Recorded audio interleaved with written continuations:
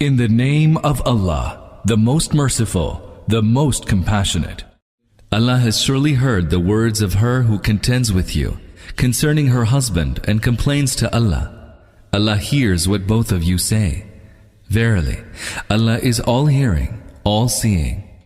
Those among you who divorce their wives by declaring them to be their mothers, such are not their mothers. None are their mothers except those who gave birth to them. Indeed, what they say is highly contemptible and false. Verily, Allah is most pardoning, most forgiving. Those who declare their wives to be their mothers and thereafter go back on what they have said shall free a slave before they may touch each other. That is what you are exhorted to do. Allah is fully aware of all your deeds. And he who does not find a slave to free shall fast for 2 months consecutively before they may touch each other. And he who is unable to do so shall feed 60 needy people. All this is in order that you may truly believe in Allah and His Messenger. These are the bounds set by Allah, and a grievous chastisement awaits the unbelievers.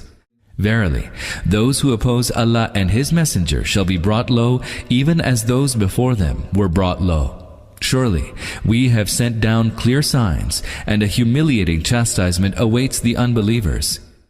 A chastisement that shall come upon them on the day when Allah will raise them all to a new life and will inform them of their deeds. Allah has recorded it all, while they have forgotten it. Allah is a witness over everything. Are you not aware that Allah knows whatever is in the heavens and whatever is in the earth? Never is there any whispering among 3, but He is their 4th, nor among 5, but He is their 6th, nor fewer nor more, but He is with them wherever they may be. And then He will tell them on the day of judgment all that they have done. Surely, Allah knows everything. Have you not seen those who were forbidden to whisper, and yet they engaged in what they had been forbidden? They secretly converse among themselves concerning sin and transgression and disobedience to the Messenger.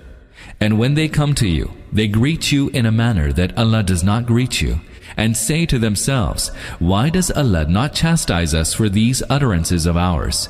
Hell it is that shall suffice them, and in it they will burn. How woeful is their destination! Believers, when you converse in secrecy, let that not be concerning sin and transgression and disobedience to the Messenger. Rather, converse concerning virtue and piety, and fear Allah, to whom all of you shall be mustered. Whispering is an act of Satan, one that aims at causing grief to the believers. Yet, without Allah's leave, no harm can be caused to them. So in Allah should the believers put all their trust.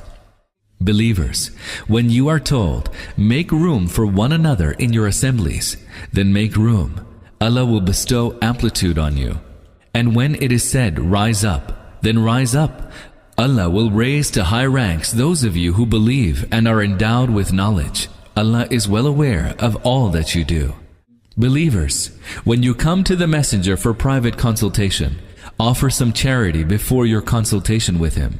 That is better for you and more conducive to purity. But if you find nothing to offer in charity, then know that Allah is most merciful, most compassionate. Are you afraid that you will have to offer charity when you hold private conversation with the Prophet?